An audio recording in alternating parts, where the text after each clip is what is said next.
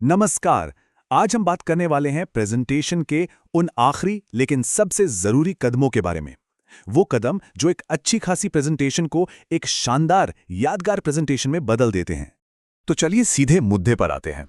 एक प्रेजेंटर का सबसे बुरा सपना क्या हो सकता है? जरा सोचिए। कोई स्टेज पर है, सब कुछ एकदम सही जा रहा है और फिर अचानक से बात के बीच में ही कोई टेक्निकल गड़बड़ी हो जाए। मान लीजिए प्रोजेक्टर बंद हो गया, या माइक ने काम करना बंद कर दिया, या फिर कोई गलत स्लाइड स्क्रीन पर आ गई। ये एक ऐसा डर है जो बड़े से बड़े कॉन्फिडेंट स्पीकर को भी हिलाकर रख देता है। उनका पूरा मैसेज, उनकी पूरी मेहनत सब पटरी से उतर सकती है। लेकिन क्या हो अगर इस सारी गड़बड़ को शुरू होने से पहले ही कंट्रोल किया जा सके? क्या हो अगर तैयारी के कुछ आखिरी लेकिन बहुत जरूरी कदम उठाकर इस डर को कॉन्फिडेंस में बदल दिया जाए? बस आज हम यही समझने वाले हैं।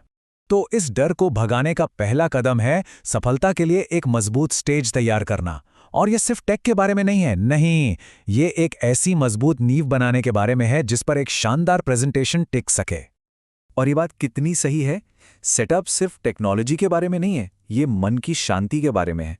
सोचकर देखिए, जब किसी को अपनी टेक्नोलॉजी पे पूरा भरोसा होता है ना, तो उसका दिमाग एकदम फ्री हो जाता है और फिर वो अपना पूरा ध्यान अपने मैसेज और ऑडियंस से जुड़ने पे लगा पाता है। तो सबसे पहले एक ज़रूरी फैसला लेना होता है, डिस्प्ले मोड कौन सा चुना जाए।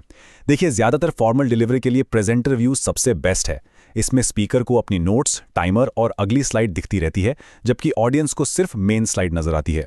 इससे स्पीकर को पूरा कंट्रोल और कॉन्फिडेंस मिलता है। अच्छा, दूसरा ऑप्शन है मिरर्ड मोड। जैसा नाम है वैसा ही काम। ये लैपटॉप स्क्रीन पर जो कुछ है उसे हूबहू बड़ी स्क्रीन पर दिखा देता है। ये तब बढ़िया है जब बस बिना किसी झंझट के अपनी स्क्रीन दिखानी हो, लेकिन हाँ, इसमें कोई प्राइवेट व्यू नहीं मिलता। ठीक है, तो टेक्निकल सेटअप तो हो गया। अब हम पहुंचते हैं अगले सबसे जरूरी पड़ाव पर, यानी फाइनल प्रेजेंटेशन चेक। और इसका मतलब सिर्फ स्लाइड्स को ऊपर ऊपर से देखना नहीं है, बल्कि एक्टिवली उनमें सुधार करना है। तो ये फाइनल चेक आखिर है क्या? देखिए, ये सिर्फ स्लाइड्स पलटने जैसा नहीं है, ये एक एक्टिव प्रोसेस है। मतलब इसमें शुरू से लेकर अंत तक पूरी प्रेजेंटेशन की प्रैक्टिस की जाती है। और मकसद है फ्लो, टाइमिंग और कंटेंट में कोई भी गड़बड़ हो तो उसे पकड़ना। इसे प्रेजेंटेशन का ड्रेस रिहर्सल ही समझ लीजिए। और इस काम को आसान बनाने के लिए ये 5 पॉइंट की चेकलिस्ट बड़े काम की है। नंबर 1, जोर से पढ़ना। हाँ, हर स्लाइड पर लिखा एक एक शब्द जोर से पढ़ें। इससे टाइपिंग की गलतियां और अटपटे से वाक्य फौरन पकड़ में आ जाते हैं। Number 2, click through. प्रेजेंटेशन में जितनी भी लिंक या बटन हैं, सब पर क्लिक करके देखें कि वो ठीक से काम कर रहे हैं या नहीं। Number 3, timing run. एक बार, चाहे खाली कमरे में ही सही, पूरी प्रेजेंटेशन देकर प्रैक्टिस करें। इससे अपनी स्पीड और टोटल टाइम का सही सही अंदाजा हो जाता है। Number 4, animation audit. ये देख लें कि सारे एनिमेशन स्मूथ चल रहे हैं और कहीं वो ध्यान तो नहीं भटका रहे।